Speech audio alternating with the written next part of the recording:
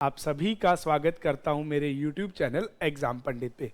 प्यारे बच्चों, जैसा कि हम जीरो से हीरो का सफर तय कर रहे हैं सिटिंग अरेंजमेंट के टॉपिक को लेके, और उसमें बात चल रही है नींव मजबूत की।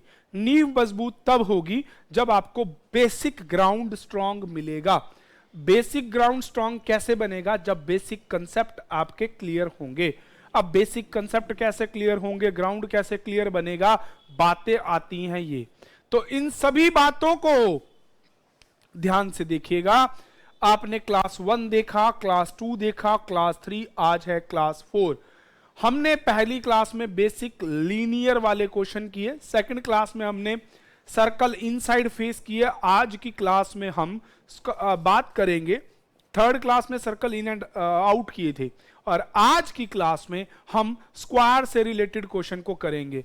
प्यारे बच्चों, बैंकिंग के अंदर जब भी सिटिंग अरेंजमेंट का क्वेश्चन हो, person sitting in a square हो, तो स्क्वायर में या तो आपको वो देता है साइड्स को डिक्लेयर करके, या फिर वो देखता है 3 on each side. 3 on each side ये रहा आपके सामने। अब आप सोचो 4 साइड है, हर साइड पे 3, तो 4 3 12। नहीं बेटे, 4 कॉर्नर और 4 मिडल ये भी होता है। आपको स्क्वायर फिगर दे दे, रेक्टेंगल दे दे, तो भी आपका क्वेश्चन का कंसेप्ट यही रहता है। रेक्टेंगल में लेंथ ब्रेथ में डिफरेंस होता है, तो वो बस इतना बता देता है कि लेंथ साइड 2 बैठे हैं, ब्रेथ साइड 3 बैठे हैं, और इस तरह से आपके वो क्वेश्चनों को करवाता है। करने का तरीका same, all are facing to centre है, तो जो आपका लेफ्ट है वही लेफ्ट है, जो आपका राइट है वही राइट है। मतलब लेफ्ट चलेगा, अगर ऑल आर फेसिंग सेम है तो लेफ्ट चलेगा क्लॉकवाइज और राइट चलेगा एंटी क्लॉकवाइज, और अगर उल्टा है तो ये हो जाएगा एंटी क्लॉक और ये हो जाएगा क्लॉक। बस इतना सा बेसिक आपको याद रखना है। तो आज की क्लास में चलते हैं प्रीवियस ईयर्स के कुछ क्वेश्चंस के साथ, एक बार सीखते हैं।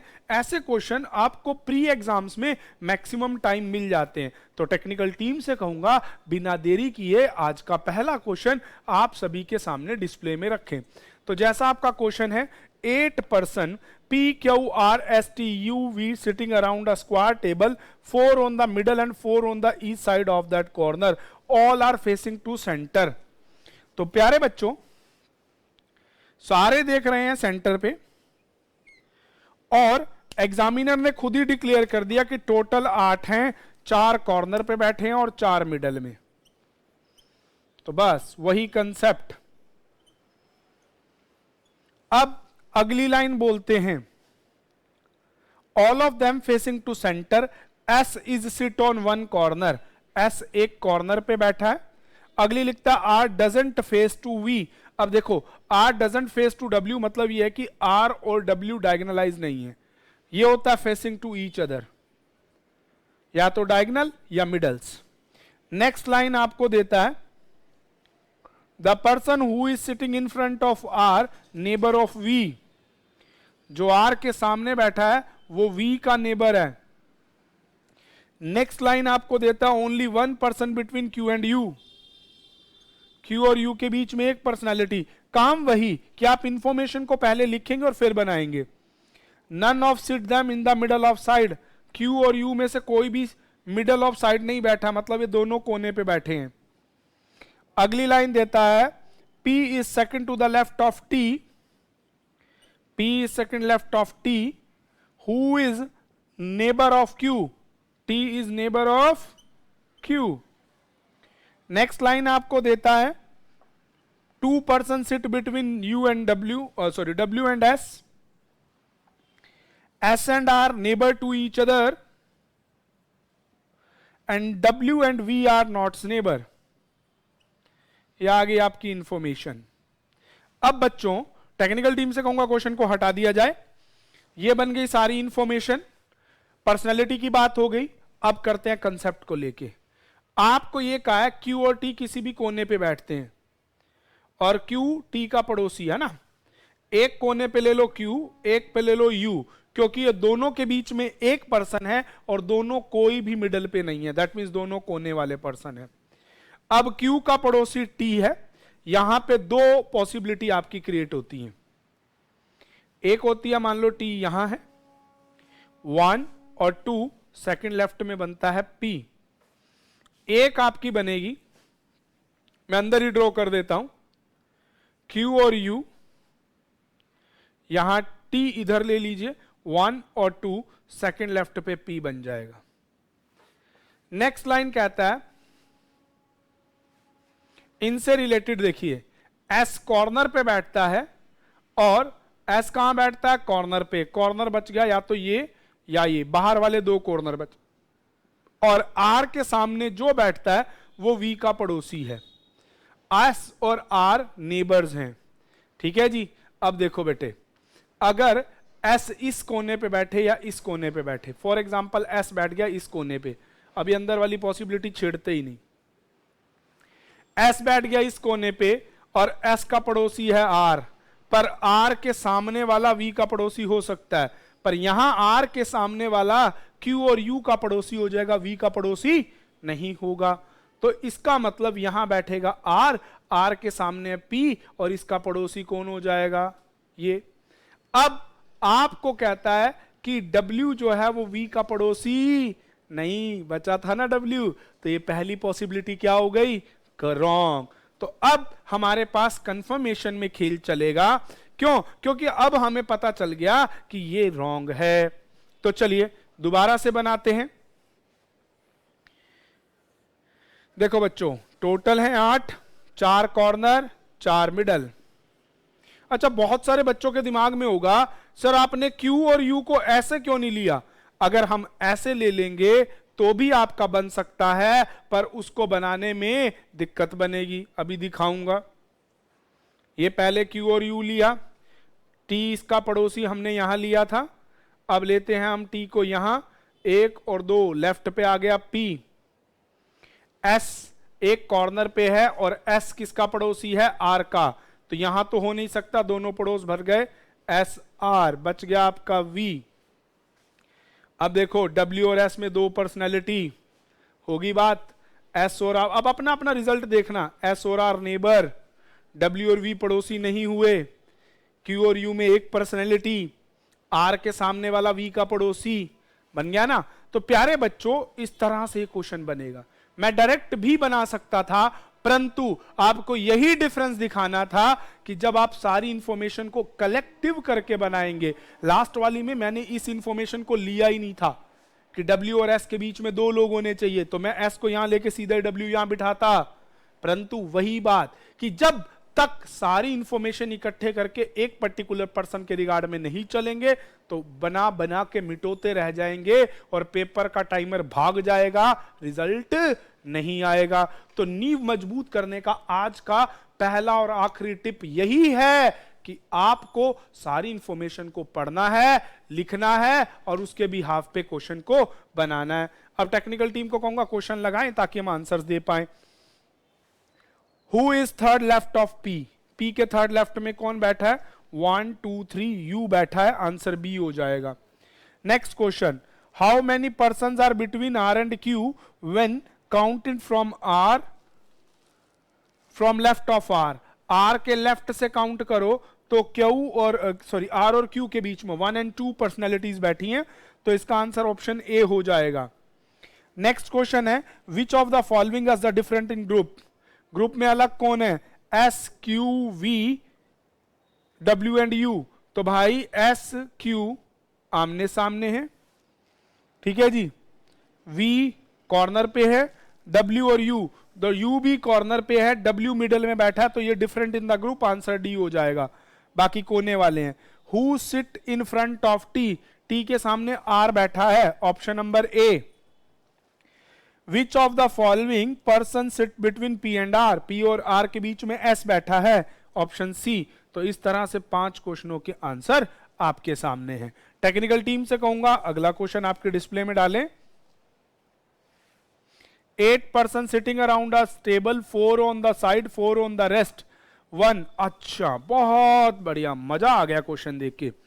देखिए अगला प्रश्न, इसमें कहता है कि 4 कॉर्नर पे हैं, 4 मिडल पे हैं, 8 तो बिठा दिए, पर कंडीशन जो कॉर्नर पे हैं वो बाहर और जो मिडल में हैं वो अंदर। भैया एक का लेफ्ट एक का राइट, घबराना नहीं। तो चलिए क्वेश्चन को बनाते हैं। अब पर्सनैलिटीज हैं 8, मार्क कर लीजिए 8।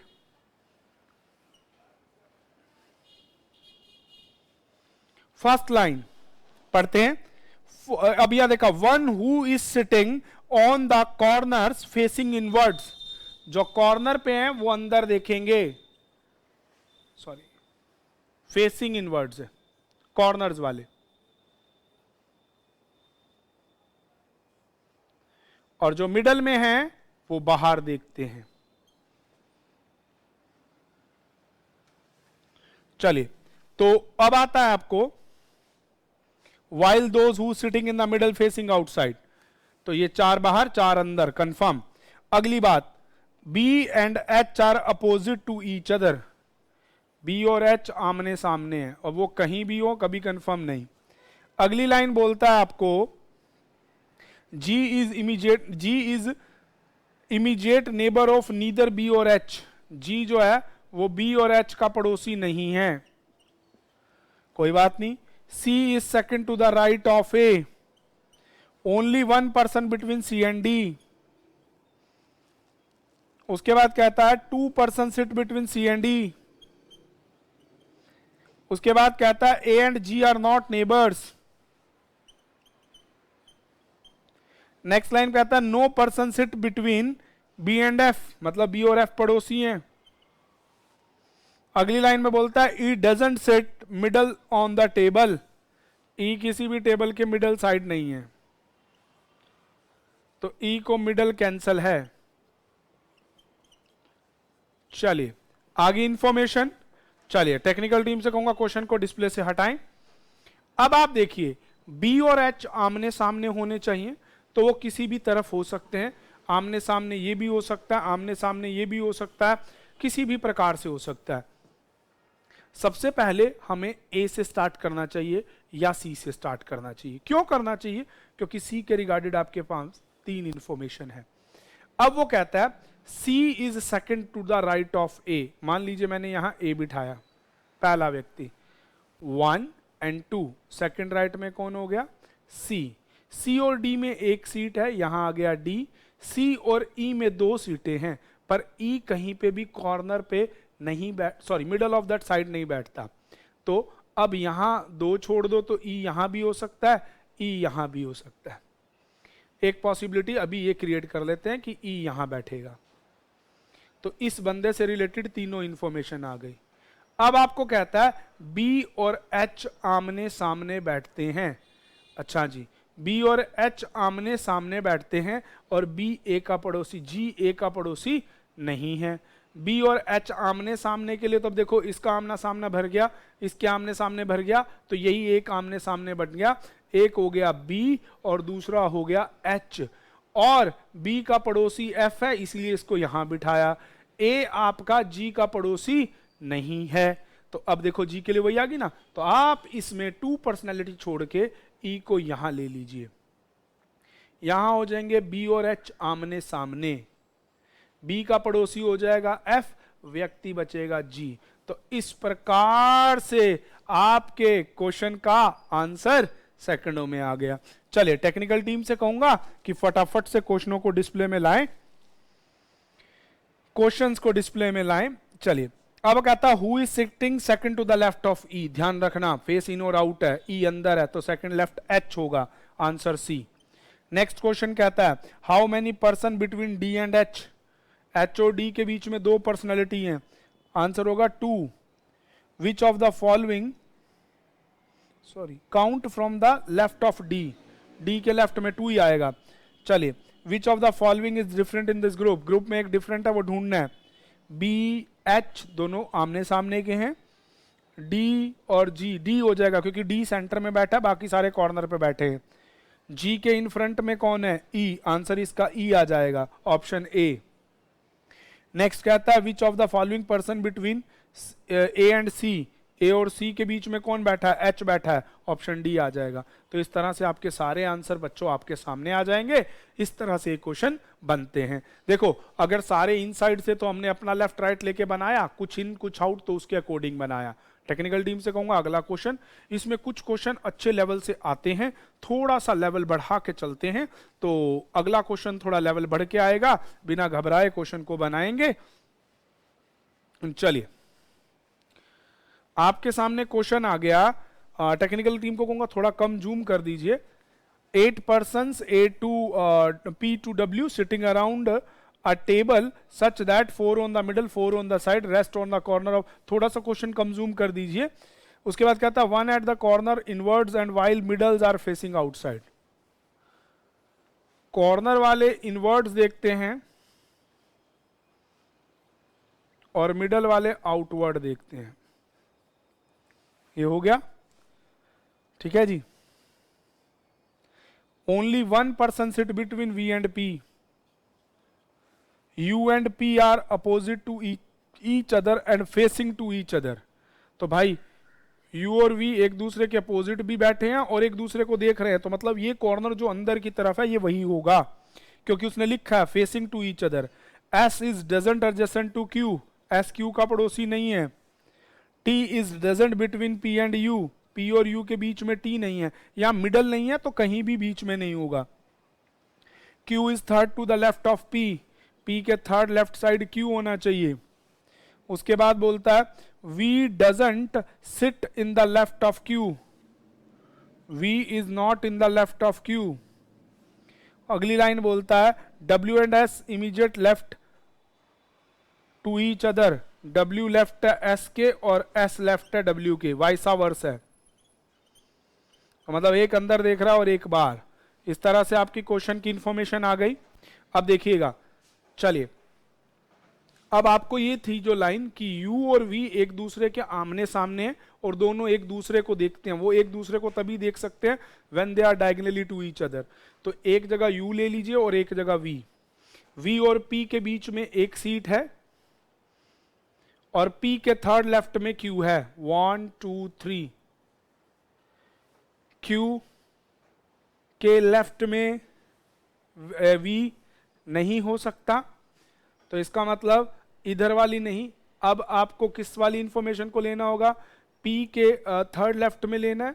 तो आपको इसी वाली कंडीशन में u को आपको इस तरह से लेना पड़ेगा। यह आ गया u, ये v, u और p के बीच में आ गया ये p का थर्ड लेफ्ट, तो यहां लीजिए p का थर्ड लेफ्ट। देखो अब 1 2 3, क्योंकि उस केस के अंदर वो हर बार v का पड़ोसी बनता और जो हमें मना कर रखा है। ये हो गया, ठीक है जी। p और t के बीच में u नहीं बैठता है, तो मतलब t इधर नहीं हो सकता, इधर किधर होगा, चलो वो देख लेंगे। अगली बात क्या आता है, u और v हो गया, p और v के बीच में एक सीट होगी, q s का पड़ोसी नहीं है, s के लेफ्ट में w होना चाहिए और w के लेफ्ट में s, तो यहां हो जाएगा आपका w लेफ्ट साइड s और s का लेफ्ट हो गया w। ये हो गया आपका इंफॉर्मेशन। अब आपका एस क्यू का पड़ोसी भी नहीं बना। अगली एक इंफॉर्मेशन आपके पास देखिए, टी और पी इनके बीच में टी नहीं बैठता, तो टी की सीट ये आ गई, पर्सन बच गया आर, बन गया क्वेश्चन। टेक्निकल टीम से कहूंगा फटाफट से question, who sit second to the left of Q, Q के सेकंड लेफ्ट में कौन बैठा है, आर। आंसर इसका मार्क कर देंगे A. How many person sit between R and S when we count the left of R, R के लेफ्ट में से काउंट करें तो आर और एस के बीच में कितने लोग बैठे हैं, 1 2 3, आंसर 3 मार्क कर देंगे विच इज सी। तो प्यारे बच्चों देखा इन और आउट का क्वेश्चन कितना इजी रहता है, बस कंडीशन क्या है ये चीज आपको लिख के एक स्मूथ पेस्ट की तरह, स्मूथ कंटिन्यूटी की तरह चीजों को ध्यान से बनाना है। चलिए टेक्निकल टीम से कहूंगा बिना रुके अगला क्वेश्चन आपके सामने डिस्प्ले में रखें।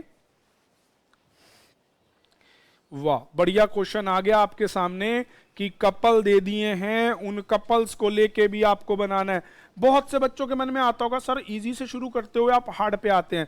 प्यारे बच्चों हम आपको basic to pre to mains के लेवल की मैं फाइट करवाना चाह रहा हूं, इसीलिए मैं थोड़े थोड़े पीओ लेवल्स के क्वेश्चन, कुछ मेंस लेवल के क्वेश्चन भी रखता हूं। चलिए, कहता है AW कपल है, BX एक कपल है, CY एक कपल है, DZ एक कपल है, मतलब इनमें एक मेल है और एक फीमेल है। अगर आपको कपल वाली बात में इश्यू आ रहा है, मेरे सर्कल बनाने में प्रॉब्लम आ रही है, डिस्क्रिप्शन में ब्लड रिलेशन टॉपिक की आपको लिंक मिलेगा, वहां जाके उसको देखिएगा, सारे डाउट क्लियर हो जाएंगे। चलिए, अब आपको कहता है, टेक्निकल टीम को कहूंगा इस क्वेश्चन को हल्का सा जूम करके दें। ये आपके मैरिड कपल है, रेस्टोरेंट में गए हैं और ये sitting around two the circular table, 3 along with the longer side and 1 along with the shortest side. तो इस तरह से शॉर्टेस्ट में 1 और लॉन्गेस्ट में 3, ये 8 के 8 लोग बैठे हैं। अब वो कहता है, टेक्निकल टीम से कहूंगा क्वेश्चन को थोड़ा सा देखें कि मैं कहां हूं।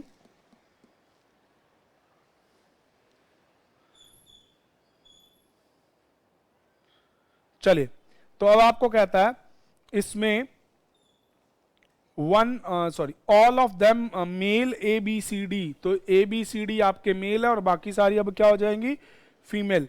अलोंग मेल जो बैठे हैं, जो ये मेल हैं, ये लॉन्गेस्ट साइड की तरफ हैं।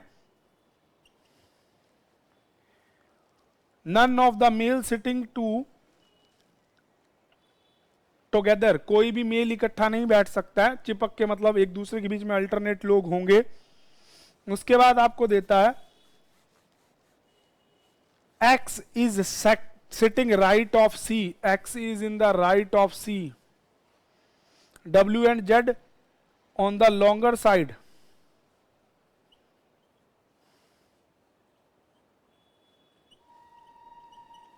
उसके बाद कहता है neither of them are adjacent to respectively husbands, और इनके आसपास इनके हस्बैंड भी नहीं हो सकते। उसके बाद नेक्स्ट लाइन में देता है Y is right of A। अब यहां पे टेक्निकल टीम को कहूंगा क्वेश्चन को हटा दे, बड़ा अच्छा क्वेश्चन है, बहुत इजी क्वेश्चन है, बस स्टेटमेंट में थोड़ा सा आपके सामने ऐसा कर रखा है। 8 लोग, husband wife, couple longest side. अब आप मान लो A यहां बिठाते हो, A अगर यहां बिठाते हो तो A के इमीडिएटली राइट वाली साइड Y को बैठना है। A एक मेल है, Y एक फीमेल है और वो किसी और की वाइफ है। अब A और A हो गया आपका।